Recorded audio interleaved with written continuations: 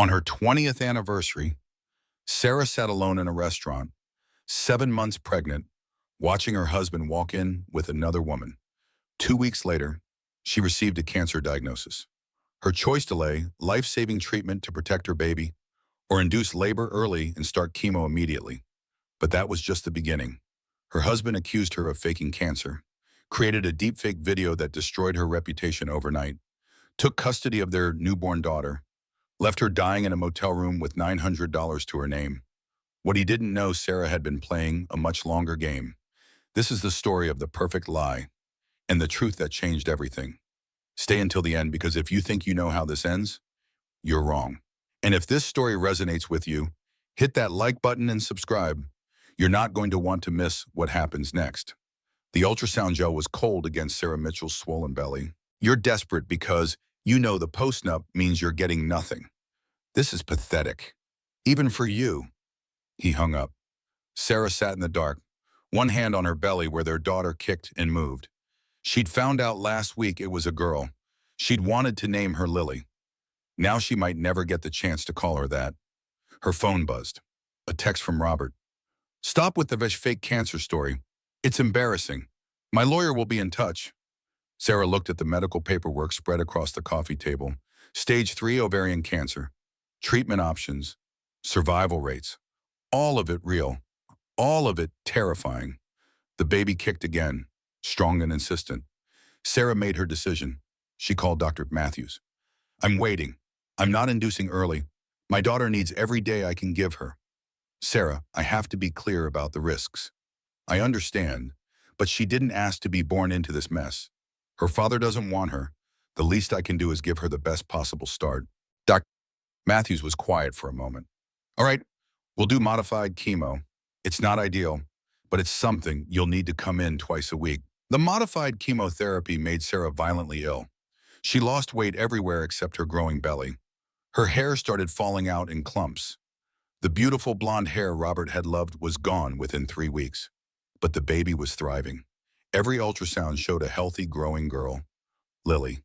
Sarah whispered the name to her belly at night. "Hang in there, Lily. Just a little longer." Meanwhile, the divorce proceeded with ruthless efficiency. Robert's lawyer, a shark named Marcus Webb, filed motion after motion. The post-nup was ironclad. Sarah would get almost nothing. The house would be owned. Her car would go.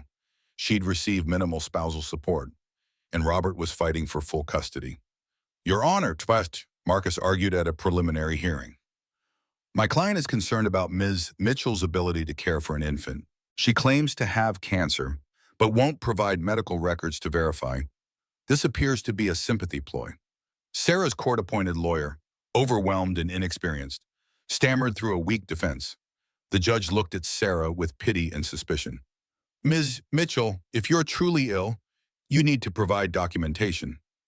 "My medical records are private," Sarah said. "I'm not using my diagnosis as a legal strategy. I just want what's fair." But nothing about this was fair. Sarah moved through her days like a ghost. Chemotherapy on Mondays and Thursdays, court appearances on Fridays, nights alone in the house, packing boxes, preparing to move out. Diane came over when she could, but she was a nurse with double shifts and her own family. Sarah didn't want to be a burden. "You need a better lawyer," Diane said one evening, helping Sarah pack the kitchen. "Someone who can fight Marcus Webb. I can't afford it. My savings are going to medical bills." "What about Thomas? Can he help?" Thomas Cooper had been Robert's accountant since the beginning. He'd been their friend for 20 years. Sarah hadn't heard from him since the divorce announcement. "Thomas chose Rob's side," Sarah said quietly. "Everyone has." That wasn't quite true. 3 days later, Thomas showed up at Sarah's door. "I couldn't stay silent anymore," he said. He looked terrible, guilty, and anxious. "Sarah, I need to show you something." He opened his laptop and pulled up financial records. "I've been doing Rob's books for 15 years. 6 months ago, I noticed irregularities, money moving in strange ways, offshore accounts, shell companies."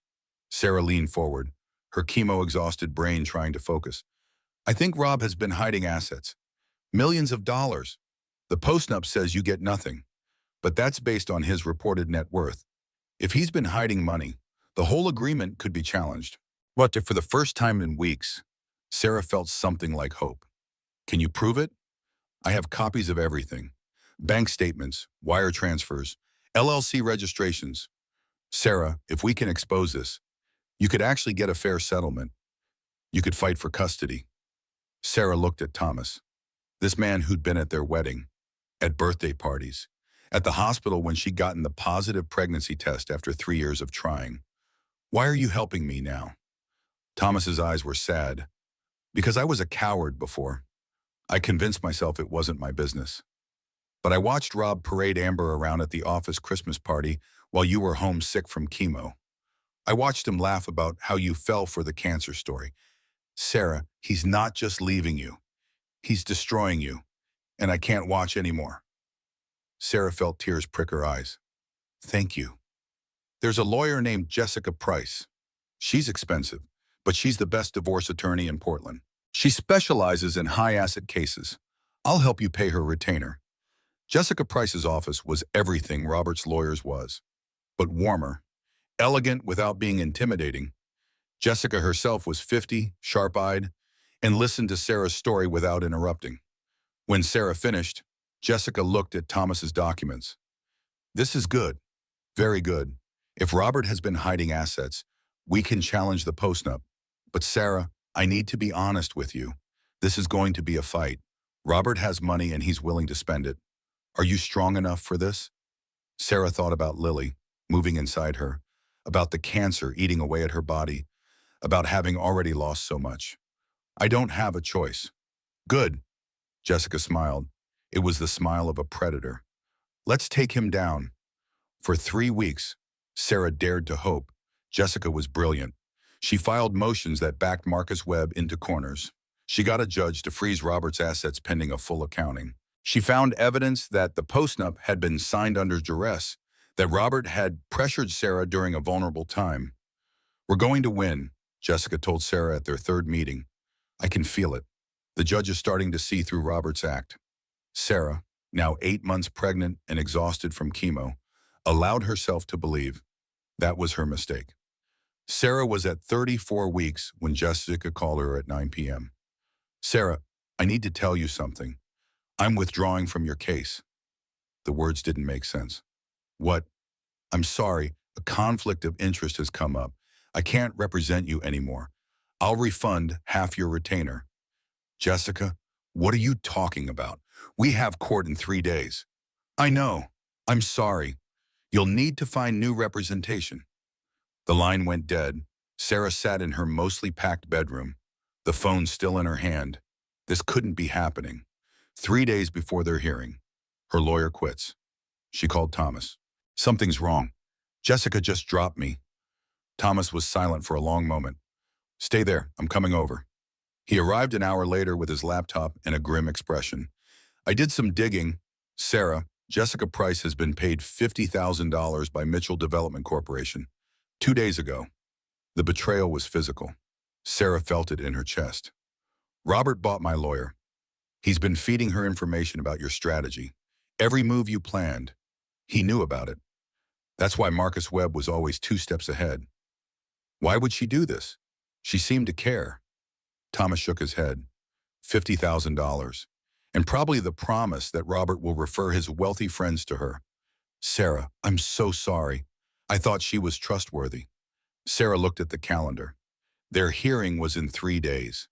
The hearing that would decide custody, assets, everything. And she had no lawyer. She called every attorney in Portland. None would take the case. Too close to the hearing. Too complicated. Too risky going up against Marcus Webb. The morning of the hearing, Sarah dressed in her only maternity dress that still fit. She'd lost so much weight from the chemo that even pregnant. She looked gaunt. Her wig, the one she'd bought to cover her bald head, felt heavy and fake. Diane met her at the courthouse. You shouldn't be doing this alone. I don't have a choice. The courtroom was cold and impersonal. Robert sat at the plaintiff's table with Marcus Webb and 2 paralegals. He looked confident, healthy. He didn't even glance at Sarah as she waddled to the defendant's table alone. Judge Patricia Anderson reviewed the case file. Ms. Mitchell, where is your attorney? I don't have one. Your Honor, she withdrew 3 days ago. Judge Anderson frowned. This is highly irregular. Members Webb, did you know about this? Marcus stood, all false concern. Your Honor, we were as surprised as anyone. However, my client has been more than patient. This case has dragged on for 3 months. We respectfully request we proceed. Sarah stood, her voice shaking. Your Honor, I need time to find representation. I believe there was misconduct. Misconduct. Marcus interrupted. Your Honor, Ms. Mitchell has made numerous accusations throughout this proceeding. First, she claimed to have cancer, which she's never properly documented. Then she claimed my client was hiding assets, which our forensic accountant thoroughly disproved. Now she's claiming her own attorney was compromised. This is a pattern of manipulation. I have cancer. Sarah pulled out her medical files. Here, stage 3 ovarian cancer. Dr. Helen Matthews at Portland General. Judge Anderson took the files, reviewed them. Her expression softened. Ms. Mitchell, this is serious. Why didn't you present this evidence before medical privacy? I didn't think I should have to prove I'm dying to get a fair divorce. She watched the technician's face as the wand moved across her skin, searching for her baby's heartbeat. 7 months pregnant, and this should have been routine. But something in the technician's expression made Sarah's breath catch. Is everything okay? Sarah asked, her voice tight. The technician, a young woman with kind eyes, hesitated. Mrs. Mitchell, I need to get the doctor. Just wait here, please. Sarah's hands trembled as she wiped the gel from her stomach. This wasn't how today was supposed to go. This wasn't how any of the last 2 weeks had gone. 2 weeks earlier, Sarah had sat alone at Bellissimo, the most expensive restaurant in downtown Portland. The reservation was for 7 p.m. It was their 20th wedding anniversary. The waiter had refilled her water glass 3 times. The candles on the table had burned down to stubs. Her phone showed 9:45 p.m. Robert Mitchell, her husband of 20 years, was nowhere to be found. But the damage was done. The judge saw a desperate woman making accusations. Robert's team had spent months painting Sarah as unstable. Everything she said sounded like a lie. The hearing was a massacre. Marcus presented the post-nup, presented evidence that Sarah had signed it willingly, presented Robert's financial records, which showed no hidden assets. Thomas's evidence had been ruled inadmissible because of how it was obtained. Then came the custody argument. Your Honor, Marcus said, his voice dripping with a false sympathy. My client's wife is gravely ill. She requires intensive treatment. She cannot possibly care for an infant. For the child's welfare, Mr. Mitchell is requesting full custody with supervised visitation for Miss Mitchell. I'm her mother, Sarah said, tears streaming down her face. I've carried her for 8 months. I've delayed treatment so she could be healthy. You can't take her from me. Judge Anderson looked genuinely pained. Ms. Mitchell, I understand this is difficult, but the child's welfare must be paramount. Given your medical condition, I'm granting temporary full custody to Mr. Mitchell. You'll have supervised visitation twice weekly. Sarah felt the world tilt. No, please, Your Honor. Furthermore, the post-nuptial agreement stands. The marital home will be sold. Proceeds split according to the agreement. Ms. Mitchell will receive spousal support of $1,000 per month for 2 years. This is my final ruling. $1,000 per month. Sarah's medical bills were $15,000 per month. The house sale would give her maybe $50,000 after Robert's lawyers took their share. She was about to lose everything. Sarah collapsed right there in the courtroom. The stress, the chemo, the shock, it was too much. She felt liquid warmth between her legs and realized her water had broken. Someone call an ambulance, Diane screamed. Sarah was rushed to Portland General. Contractions started immediately. At 34 weeks, her body was giving up. She was in labor. The next 12 hours were a blur of pain and terror. The chemo had weakened her. Every contraction felt like her body was tearing apart. But Sarah pushed because Lily needed her to. One last thing she could do for her daughter. At 3:47 a.m., Lily Rose Mitchell was born. 5 pounds, 2 ounces, tiny but breathing on her own. Perfect.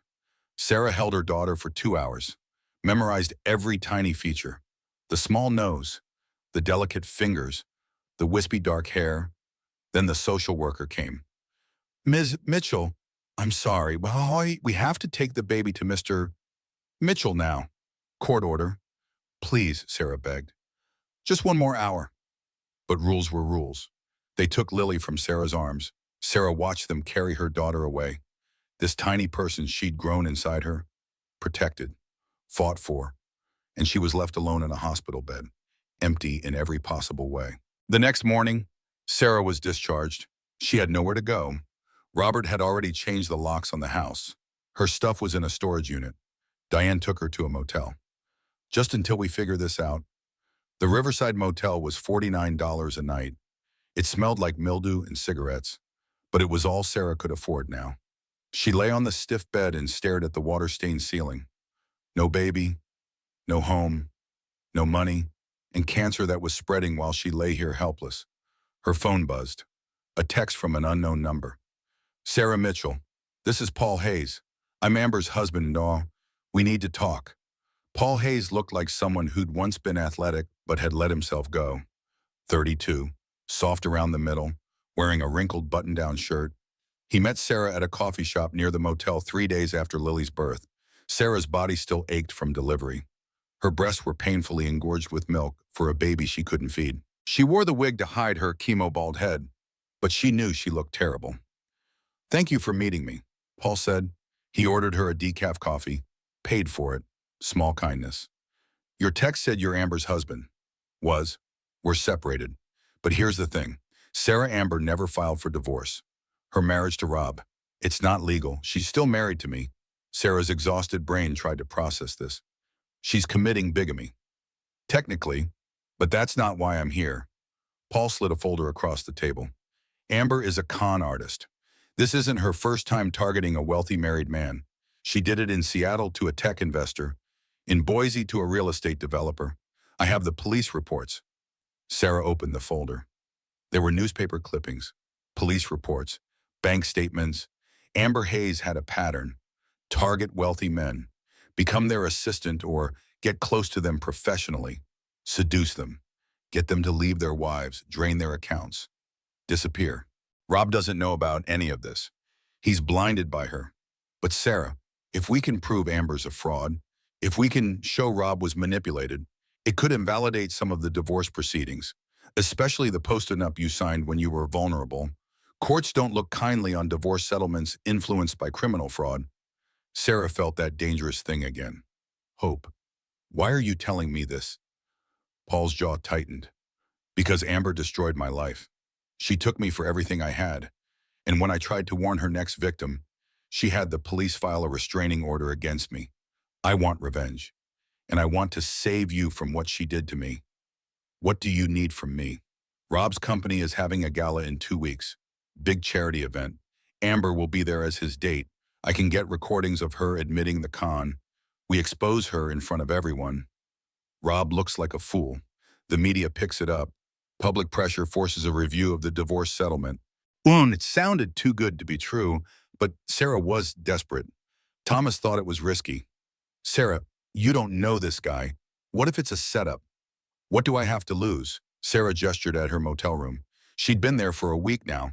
She'd missed 2 supervised visits with Lily because she couldn't afford the $40 fee. Her cancer was progressing. Matthews had called 3 times about starting aggressive treatment, but Sarah had no insurance anymore and no way to pay. If this works, I can get my daughter back. I can get treatment and, Thomas, I'm dying anyway. I have to try. The night of the Mitchell Development Gala, Sarah forced herself to look presentable. The wig, makeup to hide her gaunt cheeks, a dress Diane had loaned her that hung loose on her frame. The gala was at the Riverside Hotel ballroom, 200 of Portland's elite. Sarah hadn't been invited, but Paul got her in as his +1, so she saw Robert immediately. He looked happy, healthy. Amber was on his arm in a dress that cost more than Sarah's monthly medical bills. Her grandmother's ring sparkled on Amber's finger. Thomas was there too, working the AV equipment as planned. He had the USB drive with Paul's recordings. During Robert's speech, they'd play them on the big screen. Amber's confession, her criminal history, everything. Sarah's heart was pounding. This would work. It had to work. Robert took the stage at 8 p.m. Thank you all for coming tonight. Mitchell Development has had an incredible year, and so have I personally. He pulled Amber on stage with him. I want to introduce you all to the woman who's changed my life. Amber and I are getting married next month. The crowd applauded. Sarah felt sick. But before we continue, Robert said, I want to address something. My ex-wife is here tonight. The spotlight swung to Sarah. 200 faces turned to stare. Sarah has been spreading vicious lies about Amber and about me. So I think it's time everyone saw the truth about what kind of person she really is. No, this wasn't the plan. Robert nodded to the AV booth, but Thomas wasn't there. A different tech was. The screens flickered to life, and Sarah saw herself. It was a video of her, clearly drunk, sitting in what looked like a bar. Rob is such an idiot, video Sarah slurred. You know I'm not really sick, right? The cancer thing, I made it up. Had a doctor friend fake the records. If I'm dying, he has to feel guilty. I'll get more in the settlement. Sarah stood up, horror flooding through her. That's not real, I never said that. But video Sarah kept talking. And the baby, please, I got pregnant on purpose. Stopped taking my birth control. Trapped him. He wanted to leave me a year ago, but I knew a baby would keep him around. The crowd was murmuring, shocked, disgusted. That's not me, Sarah screamed. It's fake. It's a deep fake. But no one was listening. The video kept playing. Video Sarah laughed, cruel and cold. Everyone thinks I'm this victim. Poor Sarah, with cancer, pregnant and abandoned. It's all an act. I'm going to take Rob for everything he's worth. Security was moving towards Sarah. Robert stood on stage, his face a perfect mask of betrayal. I wanted you all to see what I've been dealing with. My wife, faking cancer, lying about everything, all to destroy me. Sarah tried to run, but her pregnant, weakened, chemo-ravaged body couldn't move fast enough. Security grabbed her arms. Let me go. That video is fake. Please, someone listen. But the crowd had already decided. She could see it in their faces. Disgust, anger. She was the villain of this story. They escorted her out of the ballroom. She could hear Robert's voice over the microphone. I'm sorry you all had to see that, but I wanted to be transparent. My ex-wife needs help, and I hope she gets it. Applause. They were applauding him. Sarah had built her life around this man. She'd been a promising architect at 28 when they met. He was 32, charming, full of dreams about starting a development company. She believed in him. She'd put her career on hold to help him build Mitchell Development Corporation from nothing. 20 years of supporting his vision, managing the office in the early days, keeping their home perfect, being the wife he needed her to be, and now 7 months pregnant with their miracle baby after years of fertility treatments. She sat alone on their anniversary. Her phone buzzed. Finally. Running late, babe. Don't wait up. No apology, no explanation. Just those 6 words. Sarah paid the bill with shaking hands and walked to her car. The Portland rain matched her mood, cold and relentless. She was about to start the engine when she saw him. Robert's Mercedes pulled into the parking lot across the street. He got out, laughing, and opened the passenger door. Sarah found herself on the street, shaking and destroyed. Paul was nowhere to be found. Thomas's phone went to voicemail. She'd been set up. Completely. Perfectly set up. Her phone buzzed. A text from Robert. If you ever try something like this again, I'll make sure you never see Lily. Stay away from us. Sarah collapsed on the sidewalk. A passerby called an ambulance, thinking she was having a medical emergency. She was just not the kind they could treat in an ER. The video went viral. By morning, Portland woman fakes cancer and divorce was trending on every social media platform. Someone had posted the gala footage. Within 48 hours, Sarah Mitchell was the most hated woman in Portland. The comments were vicious. She should be in prison. Poor man, trapped by a psycho. Faking cancer, that's a new low. Sarah's phone exploded with hateful messages. Her social media accounts were flooded with death threats. Someone found out where she was staying and posted the motel's address. The manager asked her to leave. Diane tried to defend her online. That video is fake. My sister has stage 3 ovarian cancer. Here are her medical records. She posted Dr. Matthews' documentation. But the internet had already decided. Sarah was a liar. Any evidence was dismissed as part of the con.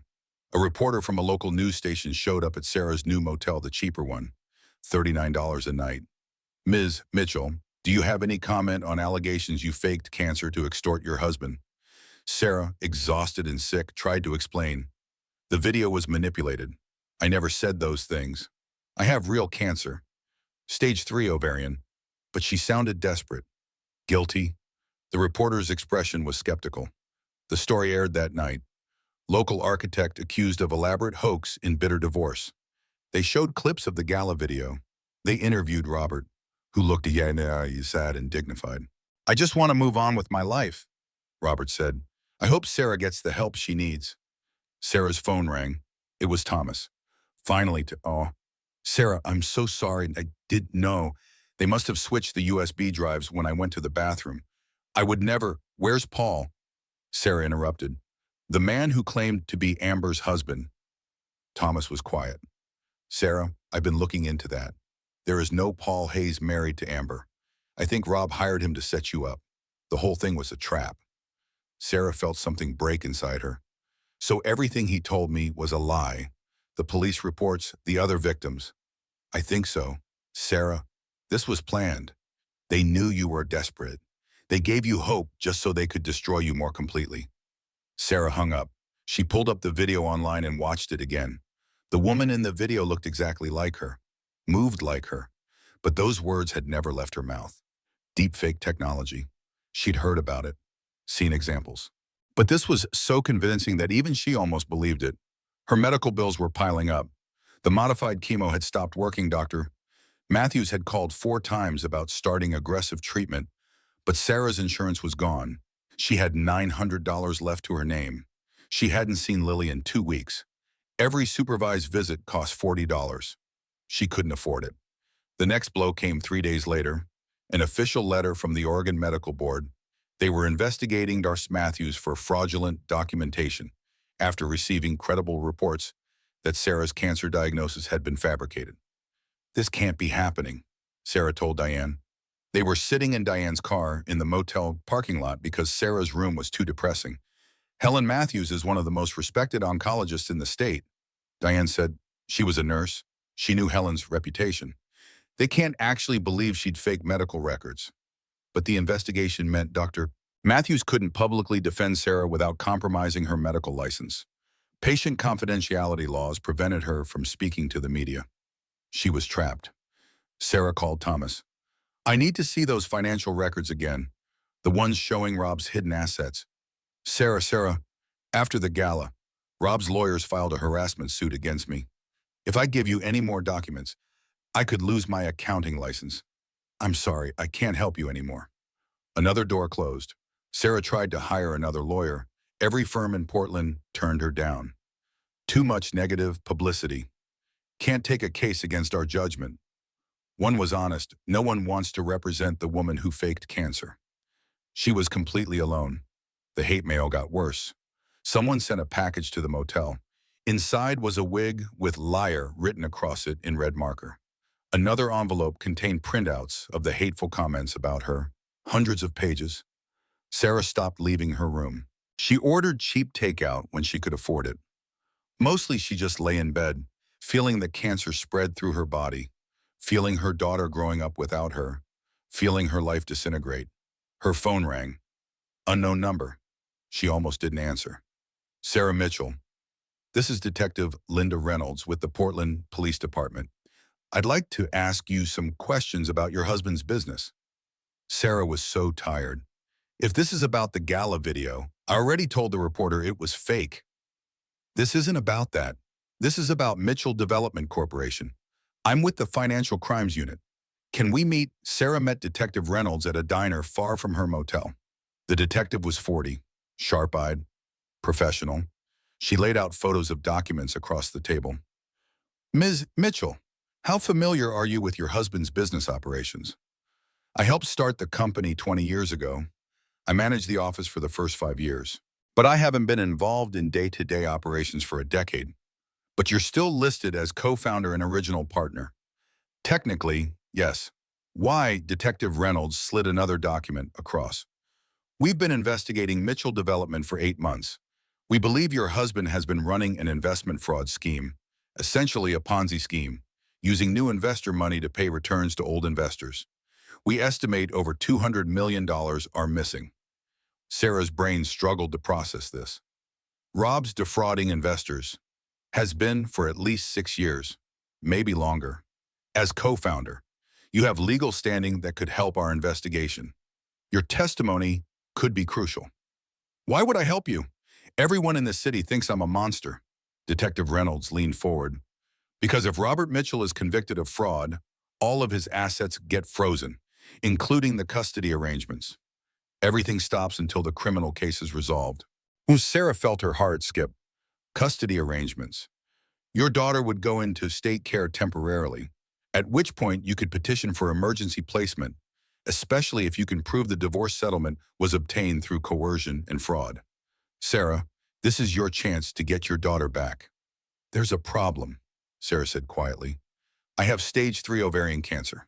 I'm supposed to start aggressive treatment immediately, but I can't afford it. I need chemotherapy that costs $30,000 per cycle. I have $900 to my name. Detective Reynolds was quiet for a moment. If you cooperate with the FBI investigation, there might be victim compensation funds available, and your testimony could take a week. That gives you time. Time for what? To find a way to survive, to fight back. Sarah, I've read the case file. I've watched that gala video. I had a tech analyst look at it. It's a deep fake, very sophisticated, but fake. Your husband set you up. Don't let him win. Sarah looked at the detective. After weeks of being treated like a criminal, here was someone who believed her. What do you need me to do? The next morning, Sarah woke up to her phone exploding with notifications. But for once, they weren't hate messages. Diane had started a crowdfunding campaign. Help Sarah Mitchell fight back the true story. The campaign page told Sarah's real story. Posted her actual medical records with Dr. Matthews' signed documentation. Included a video from Diane explaining how the gala footage was fabricated. Most importantly, it linked to a tech analyst's report proving the video was a deepfake. My sister is dying of cancer while her ex-husband destroys her reputation. Diane had written, she needs aggressive chemotherapy that costs $300,000. She needs legal fees to fight for custody of her daughter. She needs help. Please, if you believe in justice, if you've ever been betrayed by someone you trusted, help Sarah survive. In 12 hours, the campaign had raised $47,000.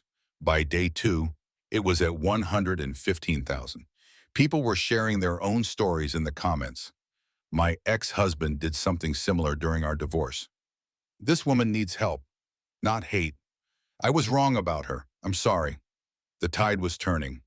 A lawyer named Grace Winters called Sarah. I saw your sister's campaign. I'm a civil rights attorney. I don't usually handle divorces, but your case involves fraud and civil rights violations. I'll represent you pro bono. Sarah, sitting in her motel room, started crying. Why would you do that? Because I went through a terrible divorce 10 years ago. My ex tried to destroy me too. I survived. And now I help women like us fight back. So are you ready to fight? Yes. A young woman emerged, blonde, beautiful, wearing a dress that cost more than Sarah's monthly grocery budget. Sarah recognized her immediately. Amber Hayes, the executive assistant Sarah herself had recommended hiring 3 years ago. The sweet girl fresh out of college who'd seemed so eager to learn. Robert put his hand on Amber's lower back as they walked into the bar. The gesture was intimate, possessive. Sarah had seen that hand on her own back 1,000 times. She sat in her car, rain drumming on the roof, and watched through the bar's windows as her husband bought drinks for another woman on their anniversary, as Amber laughed at his jokes, as Robert leaned in close, whispering something that made Amber blush. Sarah drove home alone. She didn't sleep. At 6 a.m., she heard Robert's key in the lock. He walked in still wearing yesterday's clothes, smelling of perfume that wasn't hers. We need to talk, he said. No greeting, no shame. The crowdfunding campaign reached $400,000 by the end of the week. Strangers from across the country were donating. $20 here, $50 there. A few donations of $5,000 from people who wrote, I believe you. Sarah could afford treatment now. She could afford a lawyer. She could fight. She started chemotherapy the following Monday. The aggressive kind. The kind that made her vomit for hours and left her so weak she could barely stand. But it was working. The tumors were shrinking. Meanwhile, Detective Reynolds' investigation was moving forward. The FBI had joined the case. They needed Sarah to review financial documents from the early years of Mitchell development, to identify when the legitimate business had turned into fraud. Sarah spent hours in FBI offices, going through old files. She remembered things Robert had dismissed as unimportant. Investors who'd asked too many questions. Money moving in strange ways. She'd thought he was just bad at accounting. Now she realized it had been deliberate. "When did you first suspect something was wrong?" Agent Marcus Clark asked. "About 7 years ago. An investor called me, asking why his returns were so much higher than the market average. I mentioned it to Rob. He said the investor was confused, that everything was legitimate. I believed him." "Did you ever see the actual investment portfolios?" "No. Rob said I didn't need to worry about the technical details." The agents exchanged looks. "Sarah, your husband used your name on incorporation documents. You're listed as a partner. In the eyes of the law, you could be considered complicit." Sarah's blood ran cold. "I didn't know about any fraud." "We believe you. But Robert's lawyers will argue you were involved. That's why your testimony is crucial. We need you to prove when the fraud started and that you had no knowledge of it." Sarah understood. She wasn't just fighting for custody. She was fighting to stay out of prison. The FBI raid on Mitchell Development Corporation happened on a Wednesday morning. Federal agents seized computers, files, everything. Robert was arrested at his office, let out in handcuffs while news cameras rolled. The story exploded. Portland CEO arrested in $200 million fraud scheme. Amber was arrested too, not for the fraud but for identity theft and conspiracy. It turned out Paul Hayes was real. He was an investor Robert had defrauded 5 years ago. Robert had hired someone to impersonate him, setting up the elaborate trap at the gala. The real Paul Hayes was living in Seattle, broken after losing everything to Mitchell Development's scheme. When reporters tracked him down, he had no idea his identity had been used. "These people are monsters," he told the news cameras. Jessica Price, Sarah's former attorney who'd been bribed to sabotage her case, was also arrested, disbarred. She'd been helping Robert hide assets offshore for years. Sarah watched the news from her hospital bed where she was recovering from a brutal chemo cycle. Diane sat beside her. "They're all going down," Diane said, but Sarah felt no triumph, just exhaustion. "It doesn't bring back the last 3 months. It doesn't undo what they did to me." Her phone rang. Grace Winters. "Sarah, emergency custody hearing tomorrow. The FBI arrest changed everything. Judge Anderson wants to review the whole case. Can you be there?" Sarah looked at her IV line, her bald head, her trembling hands. "I'll be there." The courtroom the next day was packed with reporters. Sarah wore her wig and her best dress, but she looked exactly like what she was, a woman fighting cancer and fighting for her life. Robert was brought in wearing an orange jumpsuit, handcuffed. He looked smaller now, diminished. He didn't look at Sarah. Judge Anderson reviewed the new evidence, the FBI's findings. The proof that the gala video was a deepfake. Dr. Matthews' testimony about Sarah's very real cancer. Grace Winters presented everything methodically, building an undeniable case. "Your Honor," Grace said, "Sarah Mitchell is the victim of an elaborate conspiracy orchestrated by her ex-husband. She was defamed, financially destroyed, and separated from her infant daughter based on fabricated evidence. We're requesting immediate return of custody and a full review of the divorce settlement." Marcus Webb, looking defeated, tried one last desperate move. "Your Honor, my client maintains his ex-wife was aware of the business irregularities." "Mr. Webb," Judge Anderson interrupted, her voice ice cold. "Your client has been arrested for fraud. Your co-counsel has been disbarred for ethics violations. Every piece of evidence you presented in the original trial is now suspect. I suggest you stop talking before I hold you in contempt." Marcus sat down. Judge Anderson looked at Sarah. "Ms. Mitchell, I owe you an apology.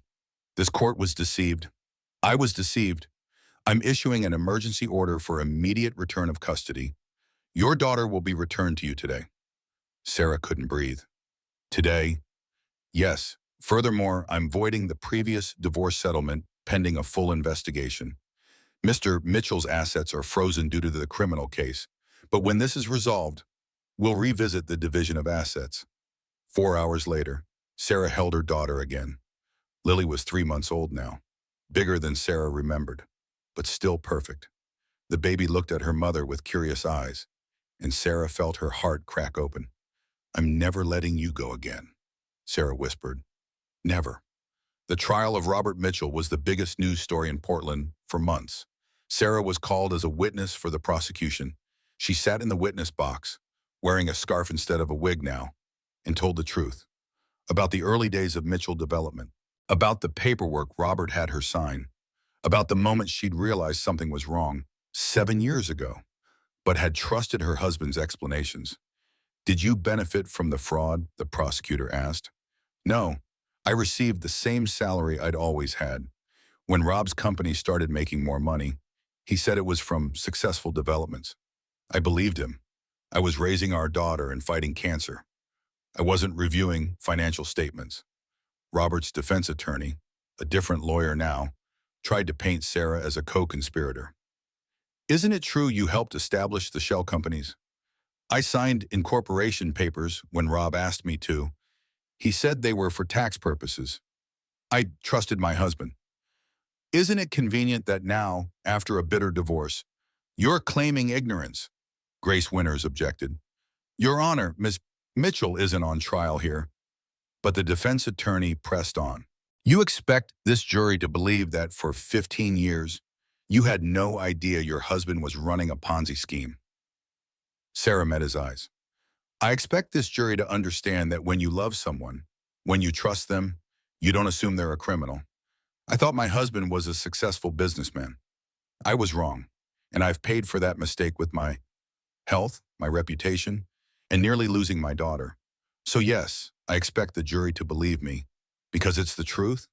The courtroom was silent. Thomas also testified. He showed the financial records he'd secretly copied, explained how he'd discovered the fraud, admitted he'd been too cowardly to come forward earlier. "I was afraid of Robert," Thomas said. "He'd built this image of being untouchable. By the time I realized how deep the fraud went, I was afraid I'd be implicated too. I'm not proud of that. But eventually, I couldn't watch him destroy Sarah. She'd been my friend for 20 years. I had to do something." The FBI's forensic accountants testified about shell companies, offshore accounts, falsified investment reports. The scheme was massive, over $200 million from nearly 500 investors. Amber testified too. Having made a deal with prosecutors, she admitted to being part of the scheme for the last 3 years. Robert had recruited her to help charm potential investors at social events. "Did you love Robert Mitchell?" the prosecutor asked. Amber laughed bitterly. "No, he was paying me $50,000 a month. I'm an actress. This was a role." "What about the divorce? Were you planning to marry him?" "For about 6 months, long enough to get access to accounts. Then I was going to disappear with as much as I could carry." But the FBI got there first. Sarah watched from the gallery as her marriage was dissected, as the man she'd loved for 20 years was revealed to be someone she'd never really known. The jury deliberated for 6 hours.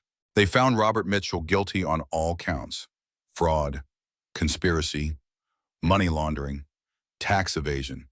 The sentencing came 2 weeks later, 25 years in federal prison. Robert was led away in handcuffs. As he passed Sarah, he stopped. "This is your fault," he hissed. "If you'd just accepted the divorce quietly, none of this would have happened."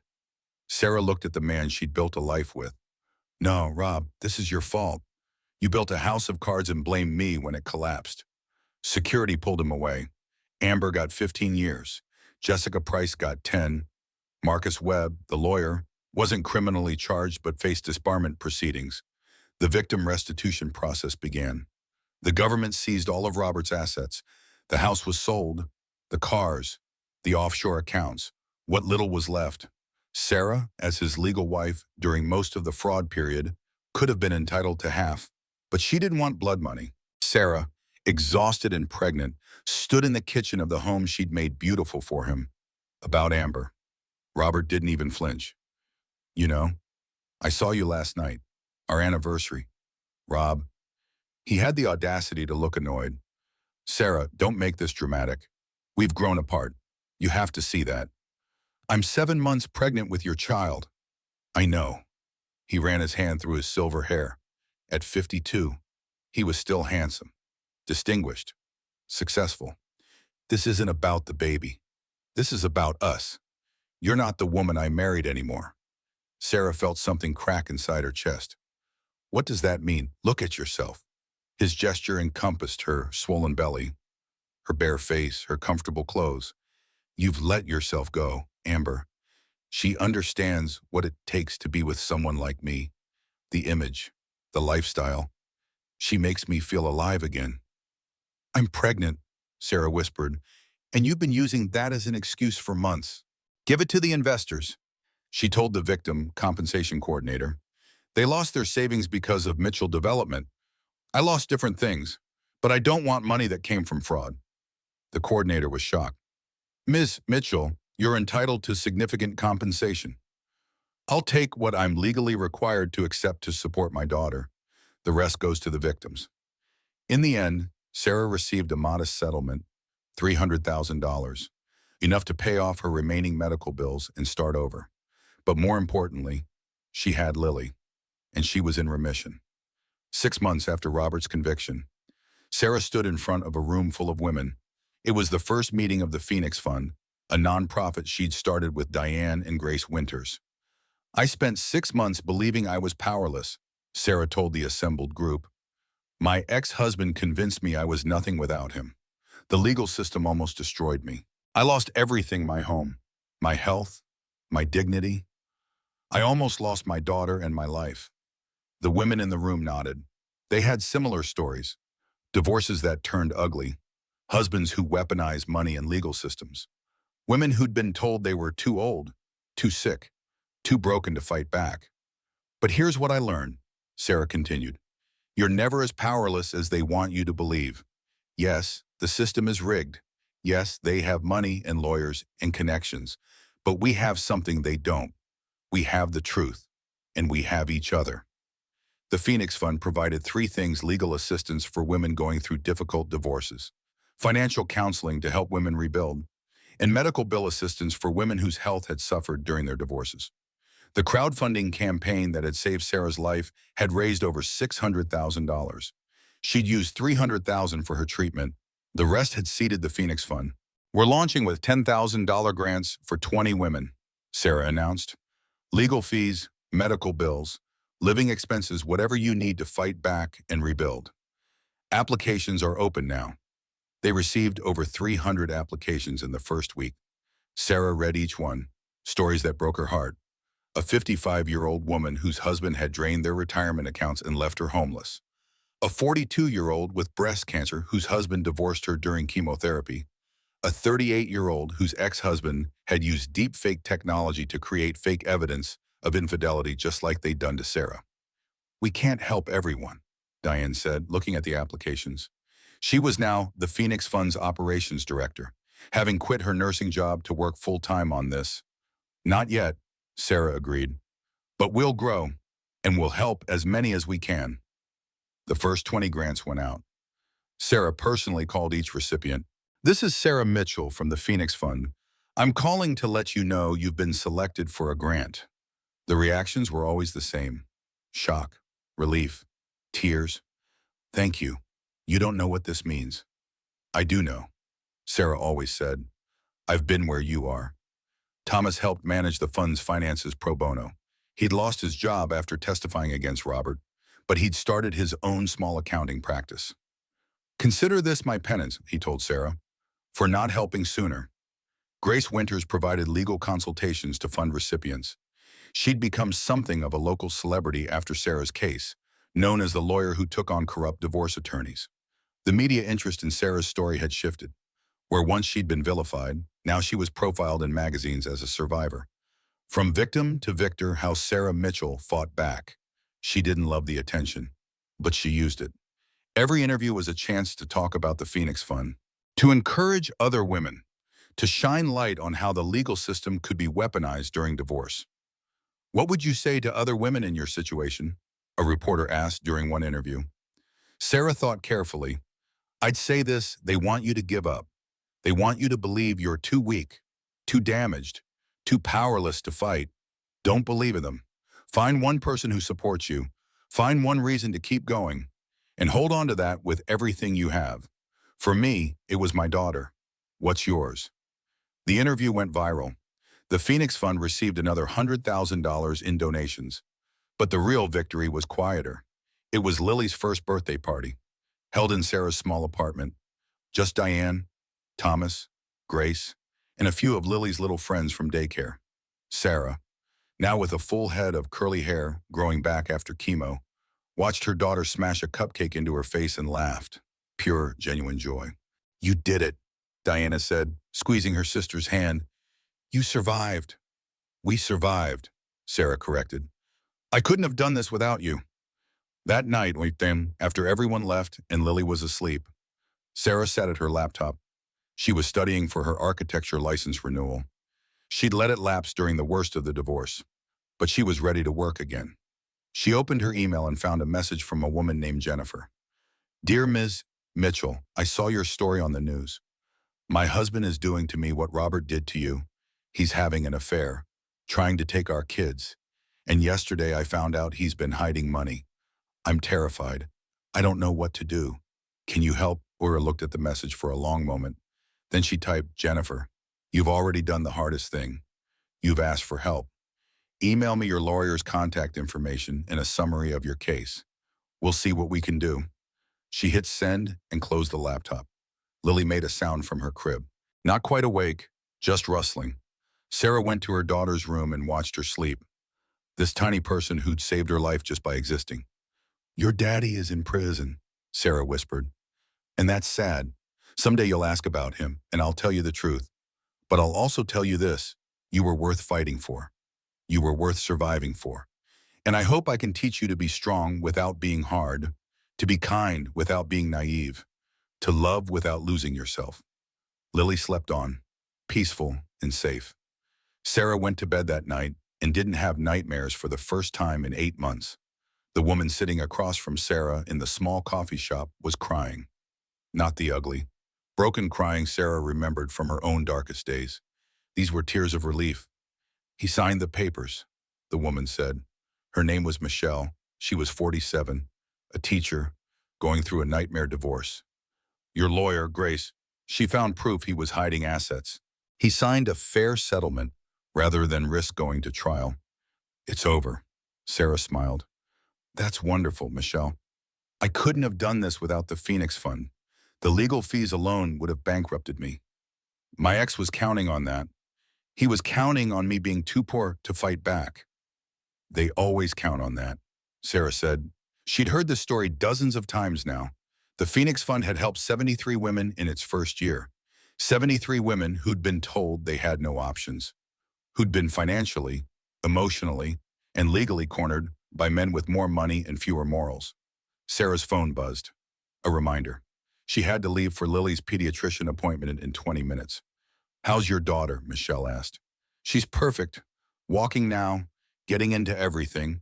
Sarah pulled up a photo on her phone. Lily at 15 months, laughing at something off camera, her dark hair in pigtails.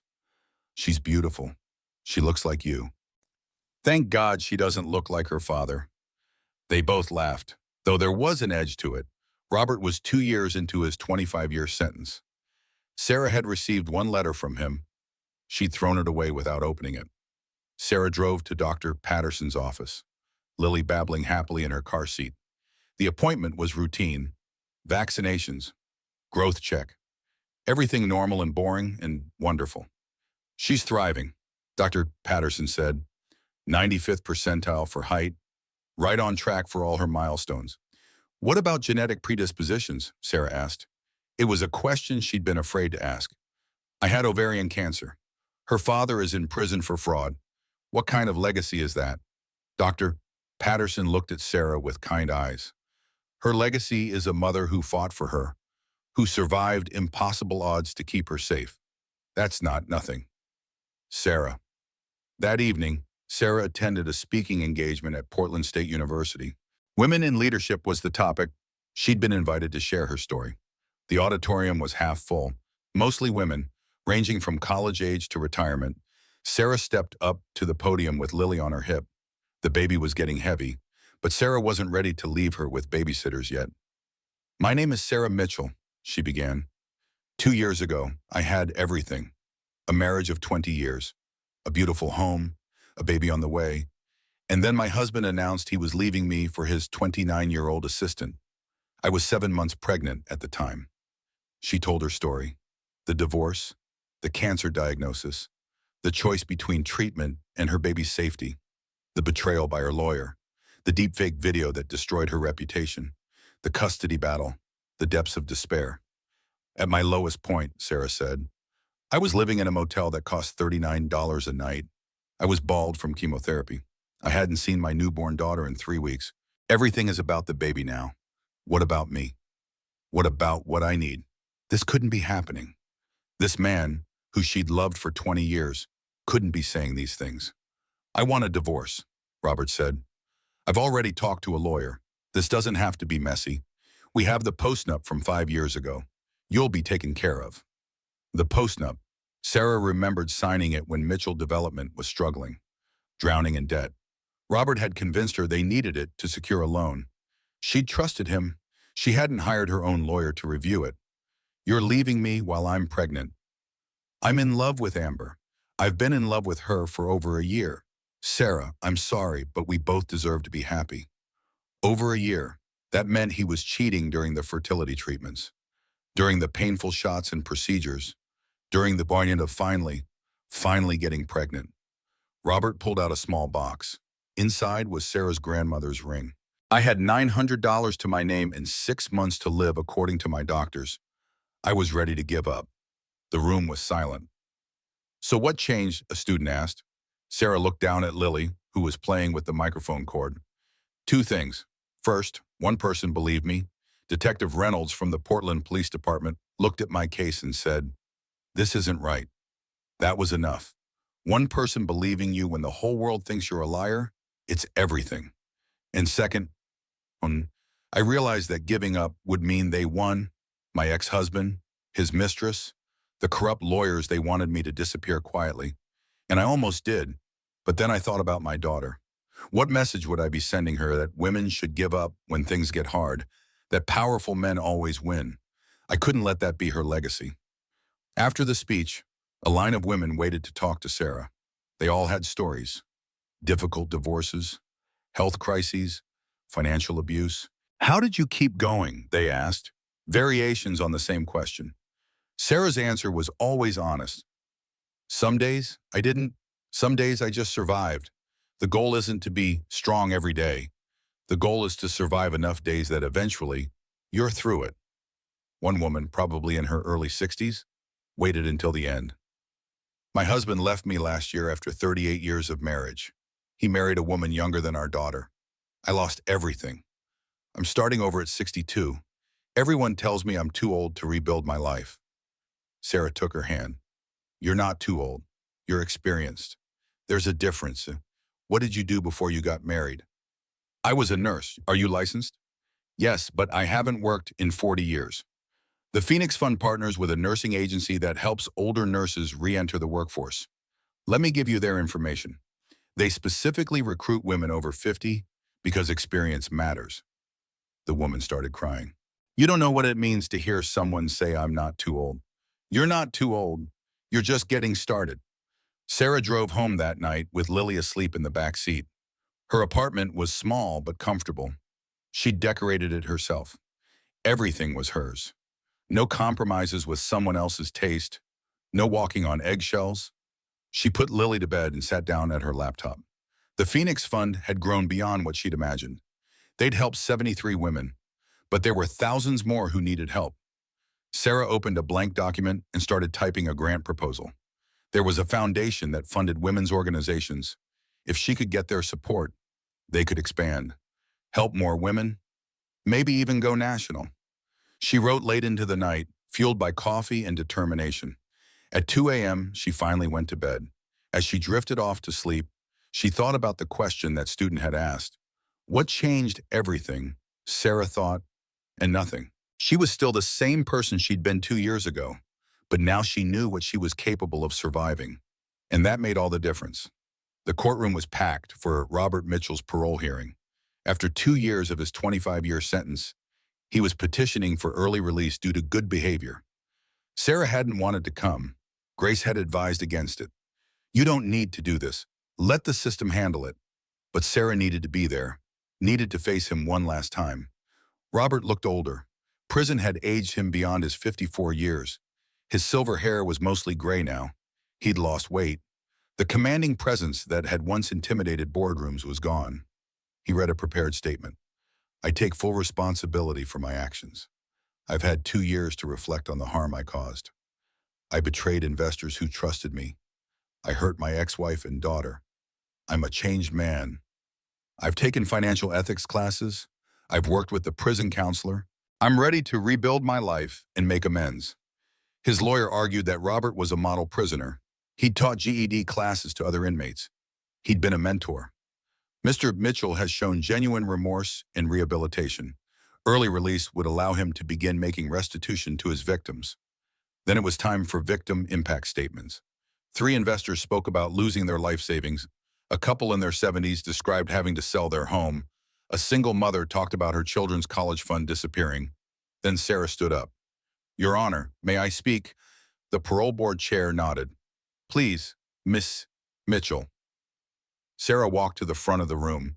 She didn't look at Robert, didn't give him the satisfaction. My name is Sarah Mitchell.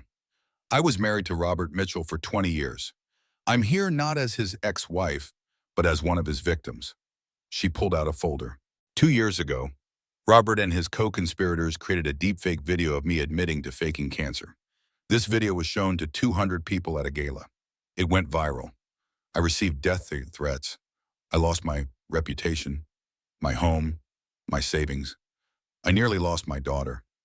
The parole board members were listening intently. The video was fake, but the cancer was real. Stage 3 ovarian cancer. I delayed treatment for 2 months because I was pregnant. That delay nearly killed me. I'm in remission now, but I live with the knowledge that the cancer could come back. And if it does, my daughter, who is now 2 years old, will grow up without a mother. Sarah's voice didn't shake. She'd practiced this. Robert, his lawyer, says he's changed. He's taken ethics classes.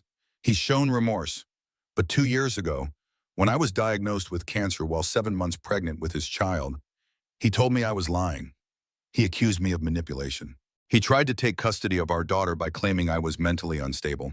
He had a fake video created to destroy my credibility. He bribed my lawyer to sabotage my case. Finally, she looked at Robert. He was staring at the floor. Your Honor, Robert Mitchell didn't just steal money.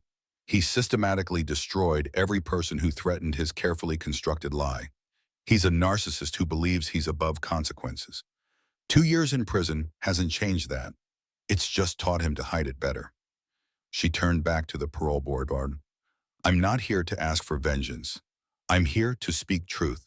Robert Mitchell is not rehabilitated. He's performing rehabilitation because he thinks it will get him out early. He's studied what parole boards want to hear, and he's giving you those words. But they're just words.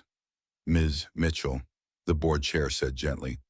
What would you have us do? Sarah took a breath. Keep him in prison. Let him serve his full sentence. Not because I hate him, but because other people need to see that powerful men don't get special treatment, that fraud and abuse have real consequences, and that women like me, women who were told we were nothing, have the power to ensure justice is served. She sat down. The parole board deliberated for 40 minutes. When they returned, the chair looked at Robert. Mr. Mitchell, we appreciate your efforts at rehabilitation. However, given the severity and systematic nature of your crimes and the compelling victim testimony we've heard today, we are denying your petition for early release. You will be eligible for parole again in 3 years. Robert's face crumbled. His lawyer patted his shoulder, but there was nothing to be done. As they led him back to prison, Robert looked at Sarah. Their eyes met for just a moment. She saw anger there, resentment, no remorse, just rage that she'd won. Sarah felt nothing. No triumph, no satisfaction. just the quiet peace of knowing she'd spoken her truth. Outside the courthouse, reporters swarmed. Sarah gave a brief statement. The parole board made the right decision today. Justice isn't just about punishment, it's about accountability. And today, Robert Mitchell was held accountable. Ms. Mitchell, a reporter called. What's next for you and the Phoenix Fund? Sarah smiled. We just received a $1 million grant from the National Women's Foundation. We're expanding to Seattle, Los Angeles, and Chicago. We're going to help hundreds more women rebuild their lives after traumatic divorces. And personally, what's next for you? Sarah thought about her small apartment where Lily was waiting with Diane, about the architecture project she was working on, her first commission in 3 years, about the life she'd built from nothing. Personally, I'm going home to my daughter. We're going to have dinner, read bedtime stories, live our normal, beautiful, boring life. And that's everything. 6 months later, Sarah stood on the small stage at the Portland Convention Center. The Phoenix Fund's annual gala had sold out. 500 people gathered to celebrate and fundraise. Lily, now 2.5, sat in the front row with Diane. She waved at her mama on stage, and Sarah waved back. Thank you all for being here, Sarah began. 3 years ago, I was living in a motel, dying of cancer, separated from my infant daughter, and convinced my life was over. Today, I'm here, healthy, happy, with my daughter, running an organization that's helped over 200 women escape situations that seemed hopeless. She paused, looking out at the crowd. People ask me all the time, how did you do it? How did you survive? And I want to be honest with you. I didn't survive every day. Some days, I just survived the hour. Some days, I just survived until I could go to sleep and not have to be conscious anymore. Nods throughout the audience. The one he'd claimed was lost 6 months ago. The one Sarah had cried over. I'm giving this to Amber, he said. She appreciates beautiful things. Sarah watched him walk out. The door closed, and she stood alone in the silent house, one hand on her pregnant belly, wondering how her life had shattered in less than 12 hours. Now, 2 weeks later, sitting in the hospital waiting room, Sarah wondered if things could possibly get worse. Dr. Helen Matthews entered the ultrasound room. Her face was professionally neutral, which somehow made everything more terrifying. Sarah, we found something during the ultrasound. There's a mass on your left ovary. We need to do a biopsy immediately. The word cancer changed everything. Sarah sat in Dr. Matthews' office 3 days after the ultrasound, her sister Diane gripping her hand. The biopsy results were back. Ovarian cancer, stage 3, aggressive. We need to start treatment immediately, Dr. Matthews said. Everyone understood that kind of survival. But here's what I learned. You don't have to be strong every day. You don't have to have hope every day. You just have to survive enough days in a row that eventually you're through it, and then one morning you wake up and realize you're not just surviving anymore. You're living. Sarah looked at Lily. Her daughter was playing with a toy, oblivious to the speech, perfect and whole and safe. They told me I was too sick to fight, too broken to win, too weak to be a mother. They were wrong. And if someone is telling you, any of you, that you're not strong enough, not smart enough, not worthy enough to fight for your life, they're wrong too. She could see people wiping their eyes.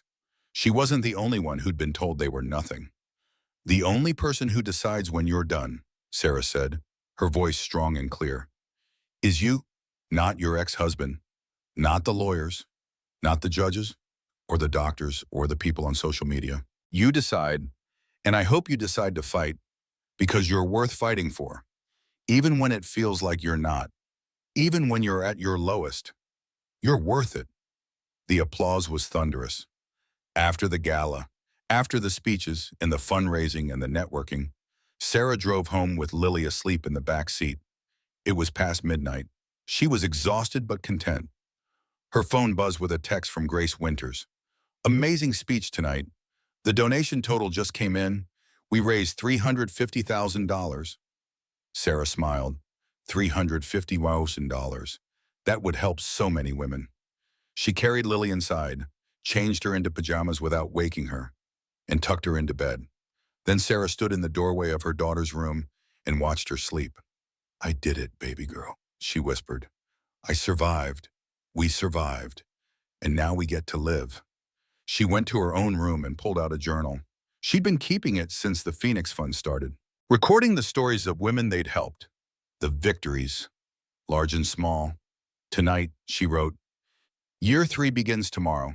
We've helped 217 women so far. Some of their stories are like mine, dramatic and public. Most are quieter, but every single one matters. Every woman who thought she had no options but found one.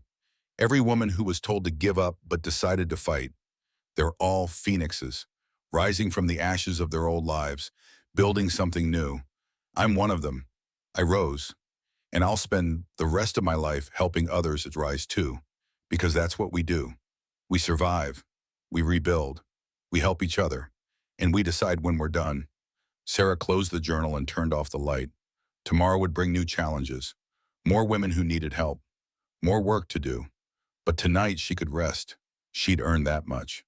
In the darkness, she thought about the woman she'd been 3 years ago, sitting alone on her anniversary, watching her husband with another woman, feeling her world collapse. If she could go back and tell that woman anything, it would be this: you're going to survive this. It won't be easy. It won't be fair. But you'll survive. And on the other side of this nightmare, you'll find a version of yourself you didn't know existed, stronger, braver, more whole than you've ever been. Hold on. Just hold on. The phoenix rises from the ashes, and so will you. Sarah fell asleep with a smile on her face. Tomorrow, the work would continue. But tonight, she could rest in the knowledge that she'd won the only victory that mattered. She'd survived. She'd rebuilt. And she'd found peace. The only person who decides when you're done is you. And Sarah Mitchell had decided she was just beginning. Her voice was gentle but firm. This type of cancer, at this stage, we're looking at surgery, followed by intensive chemotherapy. But I'm pregnant, Sarah said. The words felt hollow. I know. We have limited options.